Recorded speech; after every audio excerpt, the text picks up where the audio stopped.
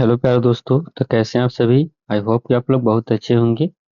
प्यारे दोस्तों, आज की जीके जीएस क्लास में मैं आप सभी के लिए बायोलॉजी का जी हाँ दोस्तों, मैं आप सभी के लिए फिर से बायोलॉजी के लिए बहुत ही महत्वपूर्ण 30 क्वेश्चन आज के इस वीडियो में कराने वाला हूँ। जहाँ दोस्तों 30 क्वेश्चन इतने महत्वपूर्ण हैं कि यदि आप किसी भी एग्जाम की तैयारी करते हैं तो आपके लिए यह वीडियो बहुत ही हेल्पफुल होने वाला है एग्जाम के लिए। तो दोस्तों, मैं आपसे एक ही रिक्वेस्ट करना चाहूँगा कि वीडियो को शुरू से लेकर के अंत तक जरूर देखिएगा। चैनल पर नए हैं तो चैनल को सब्सक्राइब कर लीजिए। यदि आप इस वीडियो को देखना नहीं चाहते हैं, पीडीएफ लेना चाहते हैं, तो डिस्क्रिप्शन बॉक्स में आपको लिंक दिखाई देगा, टेलीग्राम को ज्वाइन कर लीजिए। आपको डिस्क्रिप्शन वहाँ पीडीएफ फ्री में मिलेगा। चलिए प्यारे दोस्तों, आज इस वीडियो को स्टार्ट करते हैं। आज का जो पहला नंबर क्वेश्चन है दोस्तों, वो क्या कहता है, निम्नलिखित में से कौन सा मनुष्य में श्वसन वर्णक है। जी हाँ दोस्तों, निम्नलिखित में से कौन सा मनुष्य में श्वसन वर्णक है, तो याद रखिएगा हीमोग्लोबिन। याद रखिएगा। जी हाँ दोस्तों, इसका सही उत्तर क्या हो जाएगा, तो हीमोग्लोबिन हो जाएगा। ऑप्शन सी आपका राइट आंसर हो जाएंगे। अगले प्रश्न को देखेंगे प्यारे दोस्तों। दूसरा नंबर प्रश्न आप लोगों के सामने है, निम्नलिखित में से कौन सी ग्रंथि वृद्धि हार्मोन का स्राव करती है। जहाँ दोस्तों निम्नलिखित में से कौन सी ग्रंथि वृद्धि हार्मोन का स्राव करती है, तो याद रखिएगा उस ग्रंथि का नाम है पिट्यूटरी ग्रंथि। जी हाँ दोस्तों, उस ग्रंथि का नाम क्या है, पिट्यूटरी ग्रंथि। ऑप्शन सी आपका सही जवाब हो जाएंगे प्यारे दोस्तों। पिट्यूटरी ग्रंथि वृद्धि हार्मोन का स्राव करती है। अगले प्रश्न को देखेंगे हम लोग। 3 नंबर प्रश्न आप लोगों के सामने है दोस्तों, प्राकृतिक वर्णवाद में वर्णवाद से विशेष संबंध था। तो दोस्तों प्राकृतिक वर्णवाद से विशेष संबंध चार्ल्स डार्विन का था, याद रखिएगा। जहाँ दोस्तों चार्ल्स डार्विन। ऑप्शन ए आपका सही जवाब हो जाएंगे। इस क्वेश्चन का सही जवाब चार्ल्स डार्विन हो जाएगा। अगले प्रश्न को देखेंगे हम लोग। 4 नंबर प्रश्न आप लोगों के सामने है दोस्तों, निम्नलिखित में से कौन सा ऊतक घाव भरने में सहायक होता है। जी हाँ दोस्तों, बहुत ही महत्वपूर्ण क्वेश्चन है प्यारे दोस्तों। निम्नलिखित में से कौन सा ऊतक घाव भरने में सहायक होता है, तो याद रखिएगा एपिथेलियमी ऊतक जो है वो घाव को भरने में सहायता करता है। ऑप्शन ए आपका सही जवाब हो जाएंगे। अगले प्रश्न को देखेंगे प्यारे दोस्तों। 5 नंबर प्रश्न आप लोग के सामने है। 5 नंबर क्वेश्चन क्या कहता है, निम्नलिखित में से कौन सा एक शरीर का गर्म रखने हेतु उत्तरदायी है। यहाँ दोस्तों निम्नलिखित में से कौन सा एक जो है जो शरीर को गर्म रखने के लिए उत्तरदायी होता है, तो याद रखिएगा वसामय ऊतक जो है। जी हाँ दोस्तों, वसामय ऊतक जो है वो शरीर को गर्म रखने के लिए उत्तरदायी होता है, यानी ऑप्शन सी आपका सही जवाब हो जाएंगे। अगले प्रश्न को देखेंगे हम लोग। 6 नंबर क्वेश्चन क्या कहता है प्यारे दोस्तों, हैवर्सियन तंत्र पाया जाता है। जी हाँ दोस्तों, हैवर्सियन तंत्र किसमें पाया जाता है, तो याद रखिएगा हैवर्सियन तंत्र स्तनियों की अस्थि में पाया जाता है। जी हाँ दोस्तों, स्तनियों की अस्थि में। ऑप्शन सी आपका सही जवाब हो जाएंगे। अगले प्रश्न को देखेंगे प्यारे दोस्तों हम लोग। 7 नंबर प्रश्न आप लोगों के सामने है। 7 नंबर क्वेश्चन क्या कहता है, फेफड़ों को ढकने वाला आवरण क्या कहलाता है। जी हाँ दोस्तों, फेफड़ों को ढकने वाला आवरण कहलाता है, तो याद रखिएगा फेफड़ा को ढकने वाला आवरण जो है वह पलूरा कहलाता है। याद रखिएगा पलूरा। ऑप्शन बी आपका सही जवाब हो जाएंगे प्यारे दोस्तों। फेफड़ों को ढकने वाला आवरण क्या कहलाता है, पलूरा कहलाता है। अगले प्रश्न को देखेंगे हम लोग। माफ करिएगा। 8 नंबर क्वेश्चन आप लोगों के सामने है दोस्तों, दांत का शिखर किसका बना होता है। जी हाँ दोस्तों, दांत का शिखर जो है वह किसका बना होता है, तो याद रखिएगा दांत का शिखर जो बना होता है वो एनामिल का बना होता है। जी हाँ दोस्तों, एनामिल का। ऑप्शन सी आपका सही जवाब हो जाएंगे। अगले प्रश्न को देखेंगे हम लोग। 9 नंबर क्वेश्चन आप लोग के सामने है, दांत मुख्य रूप से बने होते हैं।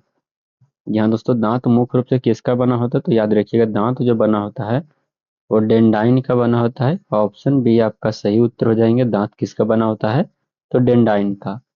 ऑप्शन बी सही जवाब। अगले प्रश्न को देखेंगे हम लोग। 10 नंबर क्वेश्चन देखेंगे। 10 नंबर क्वेश्चन आप लोगों के सामने है दोस्तों। हरगोविंद खुराना को किस क्षेत्र में प्रतिष्ठित नोबेल पुरस्कार मिला था? जी हाँ दोस्तों, हरगोविंद सिंह खुराना को किस क्षेत्र में उनको नोबेल पुरस्कार मिला था? तो चिकित्सा विज्ञान में। जी हाँ दोस्तों, चिकित्सा विज्ञान में उनको नोबेल पुरस्कार मिला था। ऑप्शन बी आपका सही जवाब हो जाएंगे। अगले प्रश्न को देखेंगे हम लोग। 11 नंबर प्रश्न आप लोगों के सामने है। निम्नलिखित में से कौन उत्तर का उदाहरण है? ध्यान से, निम्नलिखित में से कौन जो है उत्तर का उदाहरण है? तो याद रखिएगा दोस्तों, रक्त ऊतक का उदाहरण है, क्योंकि रक्त जो है वह तरल संयोजी ऊतक होता है। ऑप्शन बी आपका सही जवाब हो जाएंगे। अगले प्रश्न को देखेंगे प्यारे दोस्तों। 12 नंबर क्वेश्चन आप लोगों के सामने है। पायसीकरण है। तो दोस्तों, पायसीकरण वसा के छोटे ग्लोबुल्स को तोड़ना पायसीकरण होता है। ऑप्शन बी आपका सही जवाब हो जाएंगे। अगले प्रश्न को देखेंगे हम लोग। 13 नंबर क्वेश्चन आप लोगों के सामने है दोस्तों। थाइमस ग्रंथि नामक एक हार्मोन का उत्पादन करती है। जहाँ दोस्तों थाइमस ग्रंथि नामक हार्मोन एक उत्पादन करती है, तो दोस्तों उत्पादन करता है थायमोसिन। याद रखिएगा उस हार्मोन का क्या नाम है? थायमोसिन। याद रखिएगा, थायमोसिन का स्राव उत्पादन करती है। ऑप्शन डी आपका सही जवाब हो जाएंगे। अगले प्रश्न को देखेंगे हम लोग। 14 नंबर प्रश्न आप लोगों के सामने है। मानव का रक्त पीएच है।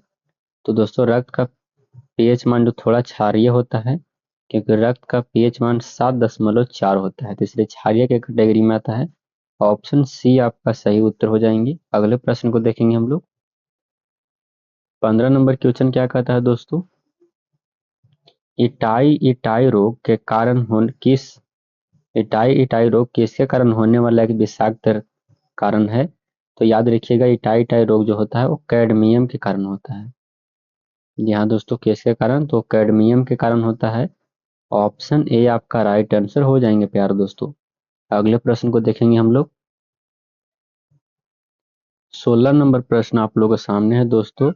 निम्नलिखित में से कौन एक बहिस्रावी ग्रंथि है और अंतःस्रावी ग्रंथि दोनों के रूप में कार्य करता है? तो दोस्तों, बहि अंतःस्रावी ग्रंथि और अंतःस्रावी दोनों में काम करने वाला कौन करता है? तो पिट्यूटरी ग्रंथि करता है। यहाँ दोस्तों पिट्यूटरी ग्रंथि, इसको मास्टर ग्रंथि भी कहा जाता है। याद रखिएगा, एक ही बार में बहुत से काम करने के कारण इसको मास्टर ग्रंथि भी कहा जाता है। अगले प्रश्न को देखेंगे। 17 नंबर क्वेश्चन। उससे पहले प्यार दोस्तों, एक छोटा सा काम कर दीजिए कि वीडियो को लाइक कर दीजिए, और चैनल पर नए हैं तो चैनल को भी सब्सक्राइब कर दीजिए, और दोस्तों के पास वीडियो को शेयर जरूर कर दीजिएगा। ये 3 काम आप जल्दी से कर दीजिए। 17 नंबर क्वेश्चन है। फेफड़े खाली स्थान संघ से संबंधित है। तो फेफड़ा जो संबंधित था दोस्तों, वो आर्थ्रोपोडा संघ से संबंधित होता है। याद रखिएगा, फेफड़ा आर्थ्रोपोडा संघ से संबंधित होता है, यानी ऑप्शन सी आपका राइट आंसर हो जाएंगे। अगले प्रश्न को देखेंगे हम लोग। 18 नंबर क्वेश्चन आप लोगों के सामने है दोस्तों। जन्म के बाद मानव किस ऊतक में कोई कोशिका विभाजन नहीं होता है? जहाँ दोस्तों जन्म के बाद मानव के किस ऊतक में कोई कोशिका विभाजन नहीं होता है? तो दोस्तों, तंत्रिका ऊतक में कोशिका विभाजन नहीं होता है जन्म के बाद। याद रखिएगा, तंत्रिका ऊतक में कोई कोशिका विभाजन नहीं होता है जन्म के बाद। ऑप्शन बी आपका सही उत्तर हो जाएंगे। अगले प्रश्न को देखेंगे हम लोग। 19 नंबर क्वेश्चन आप लोगों के सामने है दोस्तों। प्लाज्मा में जल का प्रतिशत होता है।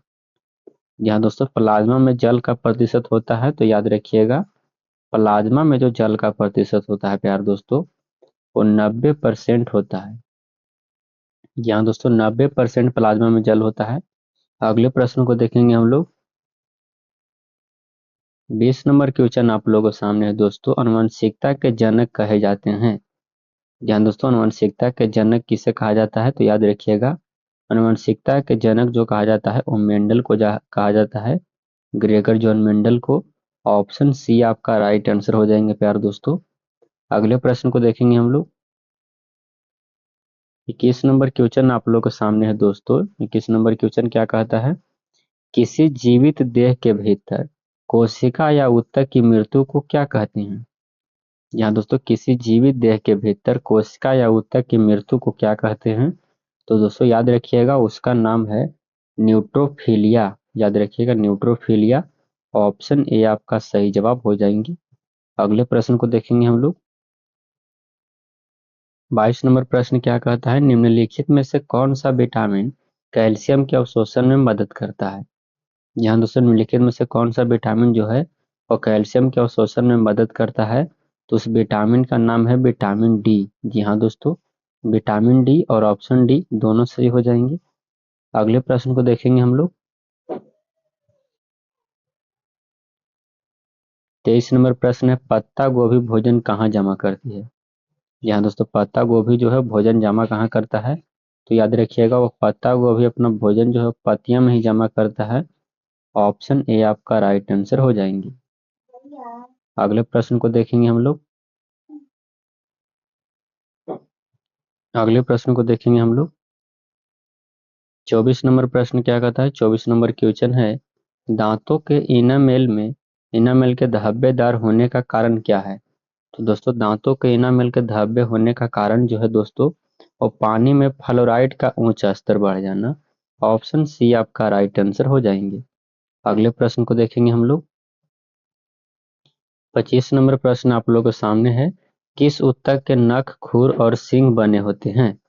तो दोस्तों नख, खुर और सींग जो बना होता है केराटिन के बना होता है। याद रखिएगा, केराटिन के बने होते हैं नाखून, खुर और सींग। केराटिन, याद रखिएगा केराटिन। ऑप्शन सी आपका राइट आंसर हो जाएंगे। अगले प्रश्न को देखेंगे हम लोग। 26 नंबर प्रश्न आप लोग के सामने, अनुवांशिक यूनिट अर्थात जीन होते हैं। तो दोस्तों अनुवांशिक यूनिट यानी जीन जो होता है वो लाइसोसोम में होता है। ऑप्शन सी आपका राइट आंसर हो जाएंगे। अगले प्रश्न को देखेंगे प्यारे दोस्तों। 27 नंबर क्वेश्चन आप लोगों के सामने है। 27 नंबर क्वेश्चन क्या कहता है? एक वर्नार्ह पुरुष का विवाह दूसरे वर्नार्ह पुरुष के सामान्य स्त्री से हुआ हो तो संतानें में क्या होगा? तो दोस्तों संतानें आधे पुत्र वर्नार्ह हो जाएंगे। ये ऑप्शन सी आपका राइट आंसर हो जाएंगे। अगले प्रश्न को देखेंगे हम लोग। 28 नंबर क्वेश्चन क्या कहता है? निम्नलिखित में से किसे अनुवांशिकी का जनक कहा जाता है? तो बहुत ही बढ़िया क्वेश्चन है प्यारे दोस्तों, याद रखिएगा। अनुवांशिकी का जनक जो कहा जाता है वो मेंडल को कहा जाता है। ग्रेगर जॉन मेंडल को अनुवांशिकी का पिता कहा जाता है। अगले प्रश्न को देखेंगे हम लोग। 29 नंबर प्रश्न आप लोगों के सामने है, निम्नलिखित में से कौन सा एक्सॉन में नहीं पाया जाता है? तो दोस्तों एंडोप्लाज्मिक रेटिकुलम जो है एक्सॉन में नहीं पाया जाता है, यानी ऑप्शन ए आपका राइट आंसर हो जाएंगे। अगले प्रश्न को देखेंगे हम लोग। 30 नंबर प्रश्न आप लोगों के सामने है, सकिंग माउथ ऑफ टीयरिंग टंग खाली स्थान में मौजूद होते हैं। तो दोस्तों लैम्प्रियस में मौजूद होता है। ऑप्शन सी आपका राइट आंसर हो जाएंगे। तो प्यारे दोस्तों मैंने आप सभी को टॉप 30 क्वेश्चन कराए। कमेंट करके बताइए आपको 30 में से कितने नंबर आए। वीडियो कैसा लगा वो भी कमेंट में बताएं। वीडियो को एक लाइक कर दीजिए, चैनल पर नए हैं तो चैनल को सब्सक्राइब कर दीजिए प्यारे दोस्तों, और दोस्तों के पास शेयर कर दीजिएगा। यदि आप पीडीएफ लेना चाहते हैं टेलीग्राम को ज्वाइन कर लीजिए, डिस्क्रिप्शन बॉक्स में आपको लिंक मिलेगा, वहाँ पीडीएफ आपको फ्री में मिल जाएंगे। तो चलिए मिलते हैं अगली वीडियो में, तब तक के लिए जय हिंद प्यारे साथियों।